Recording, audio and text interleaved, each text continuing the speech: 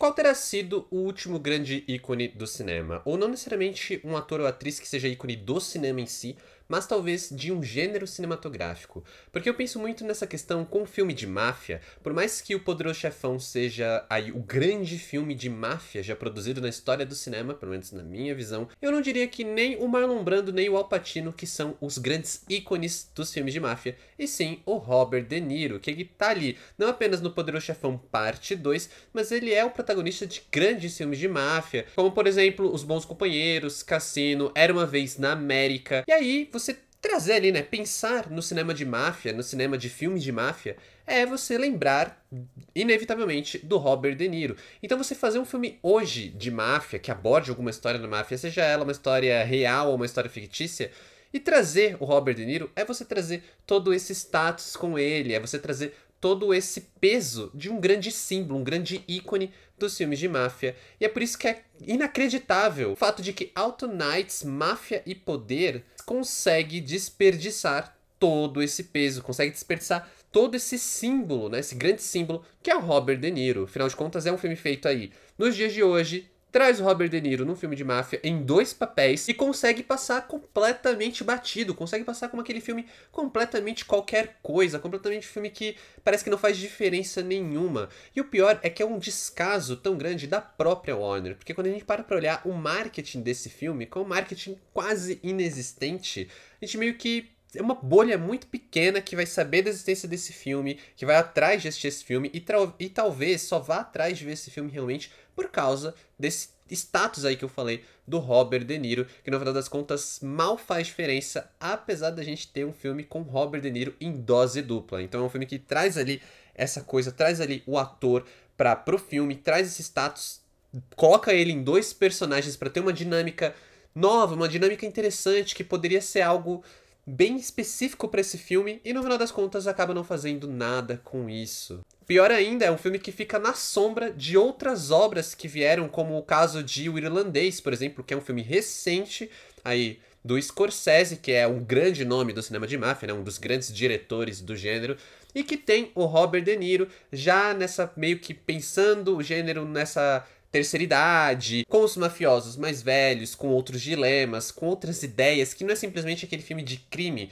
que é muito empolgante por causa das cenas ali mais de ação, de crime realmente, mas sim realmente de uma forma mais contemplativa, uma forma que vai trazer esses aspectos também da criminalidade, da máfia, dos bastidores da máfia, mas também personagens bem profundos, personagens que vão ali ter esse ar mais de contemplação, até pela idade com que eles estão sendo colocados ali em cena, né? O Scorsese, ele traz muito desse peso pro Irlandês, e a sensação que eu tive com Alto Knights é que é praticamente um filme do Scorsese sem Scorsese, sabe? Alguma coisa assim. O que aconteceria se a gente tirasse o Scorsese de O Irlandês? O que é que sobra? Meio que sobraria Alto Knights, que é um filme que, por mais que ele tenha um chamariz interessante, por mais que ele tenha uma ideia interessante, ele acaba sendo aquele filme completamente apático, completamente esquecível ao final. De fato, parece que o Barry Levinson, ele trouxe esse filme direto dos anos 90 e trouxe esse filme direto ali do auge dos filmes de máfia, mas que ele não consegue transportar ali nada que realmente torne essa história empolgante, apesar de que, no papel, a história que a gente está assistindo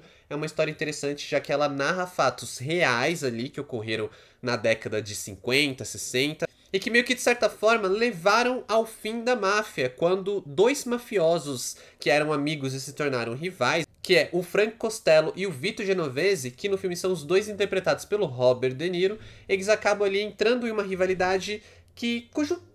eventos que se dão por causa disso levam ao fim da máfia. Como eu falei, é uma história interessante, principalmente no papel, até por trazer ali o Robert De Niro nos dois papéis, o que sugere uma dualidade muito interessante, mas que acaba completamente desperdiçada em um filme apático e que em nenhum momento consegue realmente empolgar. Mas antes de eu falar mais de Alto Knights, eu queria me apresentar para quem ainda não me conhece. Aqui quem fala é o Adam, sejam bem-vindos ao meu canal. Aqui eu falo de filmes, seja de lançamentos no cinema, lançamentos nos streamings, faço algumas análises aí, algumas reflexões sobre o cinema. Se você é novo por aqui, já aproveita para se inscrever. Também deixa um like nesse vídeo, vai ajudar bastante o meu trabalho. E se você gosta de cultura pop, séries, livros, vale me seguir nas outras redes sociais. O arroba está aqui na tela e os links na descrição do vídeo. Mas bora aí falar de Alto Knights, Máfia e Poder. Filme do Barry Levinson que tinha tudo pra dar certo, tinha tudo pra ser um filme interessante. Traz essa presença do Robert De Niro, que é um ator que, meio que sempre que tá em tela, ele acaba oferecendo uma coisa interessante, principalmente voltando ao gênero de máfia, né? Voltando aí a esse gênero tão marcante na sua filmografia, mas que no final das contas promete tanta coisa e não entrega quase nada. Inclusive eu comentei, né, que a gente tem aí o Robert De Niro em dose dupla no filme, e eu acho que esse seria o maior chamariz de Out Nights, porque tá trazendo o Robert De Niro pra contracenar com ele mesmo, oferece uma dualidade interessante, porque são dois personagens que, apesar de guardarem as suas semelhanças ali, nesse caso não só físicas, mas também de personalidade, eles vão por caminhos muito distintos e têm personalidades muito distintas. E acaba sendo aquela dualidade que, no final das contas, mal importa pro desenrolar da história. Inclusive, um dos personagens, que é o Vito Genovese, que seria o Robert De Niro do mal, ele poderia facilmente ser interpretado pelo Joey Pesci. Fico pensando no porquê que não foi, se eles não chegaram nem a cogitar chamar o Joey Pesci, porque parece muito que é aquele arquétipo do personagem que o Joey Pesci já interpretou ali nos Bons Companheiros. Então é aquele mafioso que ele é mais contido, ele meio que trabalha essa personalidade, ele trabalha a sua presença dessa forma mais contida, mas que quando ele explode, sabe, ele tem aquela presença, assim, que parece que ele tá sempre se segurando pra não explodir com todo mundo ao seu redor, e ele sempre acaba brilhando mais quando ele tá bravo, quando ele tá puto. Enquanto o Frank Costello, né, que é mais o protagonista, mais ali o Robert De Niro bonzinho, ele é aquele mafioso mais tradicional desse tipo de filme, algo que o próprio Robert De Niro ele já entregou na sua filmografia, que a gente tá vendo ele meio que repetindo aqui, o que acaba sendo um problema no sentido da gente tá vendo Robert De Niro duas vezes no mesmo filme e as duas vezes super no automático, super entregando ali uma coisa meio blasé, que a gente nunca realmente consegue se envolver com esses personagens, apesar da gente estar sendo guiado para essa história pela narração do próprio Frank Costello, ou seja, pela própria narração do Robert De Niro, que é apenas uma das muletas que o Barry Levinson usa para trabalhar essa narrativa da forma mais fácil, para entregar essa narrativa da forma mais fácil, já que ele lida com muito flashback, com muita informação, ele usa, tipo, cards ali para meio que tentar situar o espectador na época que a gente está assistindo, nas informações que a gente está vendo, ao mesmo tempo que ele utiliza os flashbacks e a própria narração sempre para deixar aquilo tudo mais mastigado, aquilo tudo mais palatável, e no final das contas soa apenas como uma muleta para deixar a narrativa mais fácil, a narrativa mais simples e deixar ela mais fácil de empurrar pro espectador, sempre pensando de uma forma de mastigar a narrativa e nunca de deixar realmente o filme mais envolvente, o que eu acho que é algo que dá pra sentir muito no decorrer da obra em si. E aí eu comento justamente o fato do Robert De Niro ele ser esse grande ícone dos filmes de máfia, esse ator que marcou em vários filmes, que tem vários filmes que, como eu falei, dá pra citar aqui o Poderoso Chefão Parte 2, Era Uma Vez na América, Os Bons Companheiros, o próprio Irlandês, Cassino, todos filmes que de alguma forma eles vão construindo essa faceta do Robert De Niro como esse mafioso que fica no nosso imaginário. Mas pelo fato da narrativa ser conduzida de uma forma tão protocolar e o próprio Robert De Niro está atuando tão no automático, a gente nota que falta aqui essa paixão que a gente enxergava nesses filmes que foram construindo esse status de ícone pro Robert De Niro. Quando a gente para pra pensar que o Robert De Niro entregou um mafioso mais interessante em O Espanta-Tubarões do que em Out Nights, é bizarro pra gente conseguir enxergar realmente como esse filme ele acaba sendo algo completamente passável, algo completamente qualquer coisa. De fato, Tubarão Mafioso de Espanta-Tubarões é muito mais icônico, é um papel muito mais icônico do Robert De Niro enquanto papel ali de mafioso do que os dois personagens de Out Nights. Na verdade, Out Nights ele é um filme tão perdido que o próprio bar Out Nights, que é o que dá título ao filme, ele fica super perdido na narrativa. Em nenhum momento eu consegui entender por que essa foi a escolha do título do filme para vender essa história. Eu acho que talvez possa ser algo que faça muito mais sentido ali nos Estados Unidos, né, pro público dos Estados Unidos, mas não pro público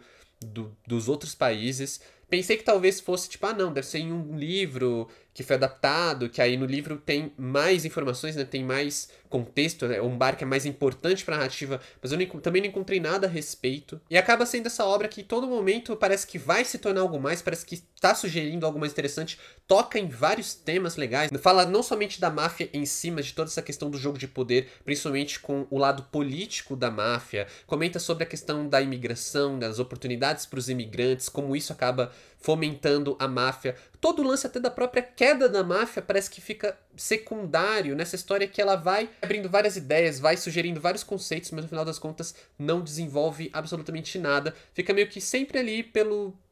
meio e no final das contas só faz sentido como aquele filme histórico pra meio que registrar essa ideia, mas que, sei lá, fica a impressão que talvez ou o filme tá muito curto ou realmente precisasse de uma outra abordagem, talvez até uma abordagem de seriado ou até um documentário que fosse realmente esmiuçar todas as questões que o filme apenas sugere e que acaba tentando se apoiar na figura do Robert De Niro pra vender a ideia, né? Pra vender esse filme de máfia, que no final das contas só meio que suja um pouco ali o lado do De Niro, enquanto esse grande ator dos filmes de máfia que a gente conhece, a gente carrega, como eu falei, no nosso imaginário por causa de tantos filmes incríveis, e eu incluo aí o Espanta-Tubarões. Então, para Alto Night, nota 4. Definitivamente é um dos filmes mais esquecíveis desse ano. É aquele filme que a gente assiste com uma certa expectativa. Acho que é difícil não criar uma expectativa no sentido de um filme de máfia com Robert De Niro, sabe? E tudo isso já traz uma curiosidade, já traz uma vontade de assistir ao filme, mas a gente acaba se deparando com uma obra que em nenhum momento ela é realmente envolvente, em nenhum momento ela realmente é engajante. Eu acho que se a gente quer ver um filme que fala melhor ali de máfia, criminalidade, como isso se envolve ali com a política, né, os bastidores da política, vai pro filme do Aprendiz, que ele é muito mais interessante, porque Alto Night tá ali querendo disputar com Branca de Neve, dos filmes mais esquecíveis do ano. Na verdade é até pior que Branca de Neve, mas ninguém malhou tanto esse filme da mesma maneira que malharam o filme da Disney, né? Por que será? Mas é isso, comenta aqui embaixo o que você achou de Alto Nights, ou a sua expectativa se você ainda não assistiu. Muito obrigado por assistir esse vídeo até aqui. Valeu, falou e até mais.